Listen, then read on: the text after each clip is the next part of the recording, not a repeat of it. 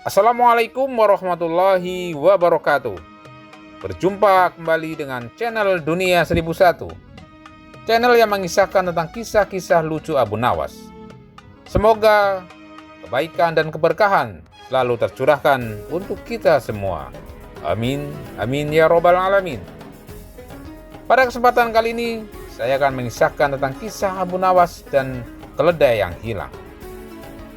Alkisah, pada suatu hari, Sultan Harun merasa kesal karena Abu Nawas sering membuat ulah dengan kecerdikannya. Sultan ingin mengujinya, jadi ia memanggil Abu Nawas ke istana dan memberinya tugas yang sangat sulit. "Aku ingin engkau menemukan keledai yang bisa membaca dan menulis," perintah Sultan. Abu Nawas merasa bingung karena ia tahu bahwa keledai adalah binatang yang tidak bisa membaca ataupun menulis.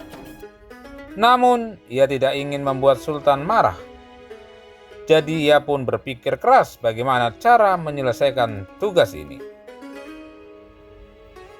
Akhirnya Abu Nawas mendapatkan ide cerdik.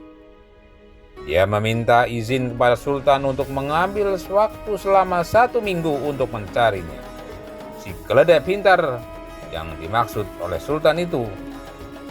Sultan pun menyetujui permintaan sang Abu Nawas.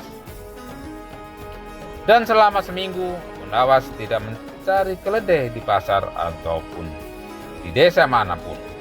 Ia justru pergi ke masjid dan rumah-rumah penduduk untuk mengumpulkan berita tentang siapa saja yang suka menipu dan memanfaatkan orang lain demi keuntungan pribadi.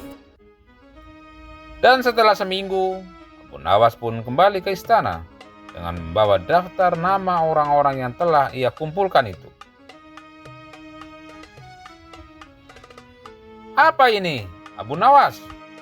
Di mana keledai yang bisa membaca dan menulis itu?" tanya Sultan dengan nada tidak sabar. "Maaf tuanku, sebenarnya keledai yang bisa membaca dan menulis adalah perumpamaan bagi orang-orang yang berlaku bodoh, meski tahu apa itu kebenaran.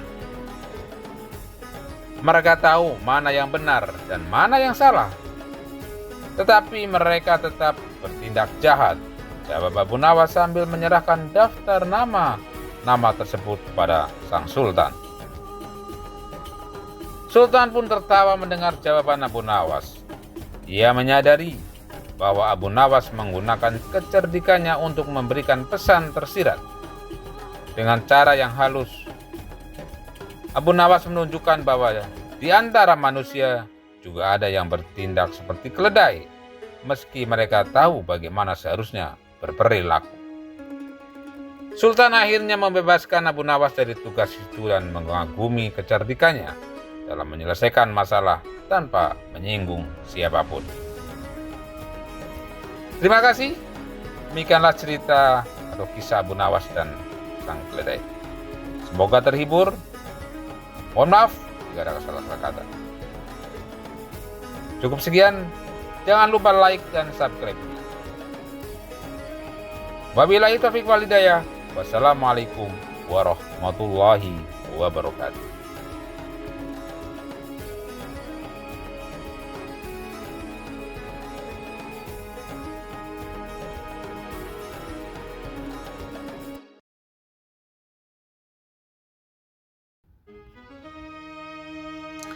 Assalamualaikum warahmatullahi wabarakatuh.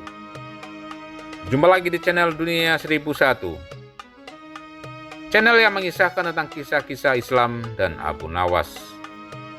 Dan pada kesempatan kali ini saya akan mengisahkan tentang kisah Abu Nawas yang menangkap angin. Alkisah, di zaman dahulu Abu Nawas adalah seorang yang terkenal dengan kecerdikan dan kelicikannya dalam mengatasi berbagai masalah. Banyak kisah menarik tentang bagaimana ia menggunakan kepandaian dan mengelabui orang lain, termasuk juga raja sendiri. Salah satu kisah yang terkenal adalah ketika Raja Harun ingin menguji kecerdikan Abu Nawas. Sang raja memanggilnya dan memberikan perintah aneh. "Wahai Abu Nawas, aku ingin engkau menangkap angin dan membawanya kepadaku. Bila gagal, engkau akan aku hukum," kata sang raja.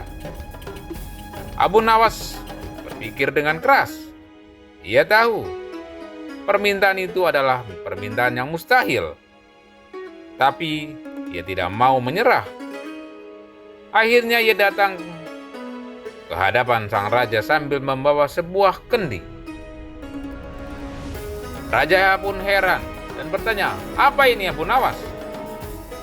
Abu Nawas menjawab, "Maaf tuanku, ini adalah angin tuanku. Saat aku menutup kendi ini, angin terperangkap di dalamnya," kata sang Abu Nawas. Raja tertawa melihat kelicikan Abu Nawas. Ia kagum bahwa Abu Nawas mampu memecahkan masalah mustahil dengan cara yang tidak terduga. Alih-alih menghukumnya, raja malah memberinya hadiah karena kecerdikannya. Kisah ini hanya satu dari banyak cerita tentang Abu Nawas yang seringkali memperlihatkan kepintaran dan kelicikannya dalam menghadapi berbagai tantangan. Terima kasih. Cukup sekian. Mohon maaf kalau ada kekeliruan. Wabillahi taufiq wal hidayah. Wassalamualaikum warahmatullahi wabarakatuh.